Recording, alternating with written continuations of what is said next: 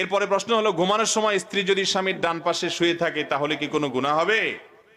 ভাই, স্ত্রী ডান পাশে শোবে স্বামীর, না বাম পাশে শোবে, না দোতলা খাটে শোবে, না খাটের নিচে শোবে, এটা তাদের একান্ত ব্যাপার।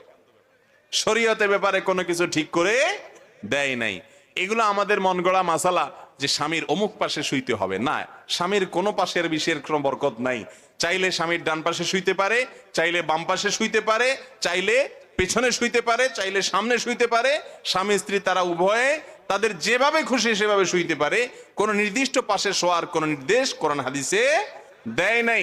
এইসব মাসালা আমরা বানায় নিস। মহিলাদের বিরুদ্ধে মাসালা দেওয়ার ব্যাপারে আমরা বড় পটু। কোরআন হাদিস যা বলে নাই সেটাও বানায় বানায় মহিলাদের বিরুদ্ধে ফতোয়া দেই আমরা। বেচারীরা স্বামীর কোন পাশে চলবে, কোন পাশে শোবে, কোন পাশে খাবে, কিভাবে বেসকি মারবে, এগুলো তো কোরআন হাদিস বলে নাই ভাই।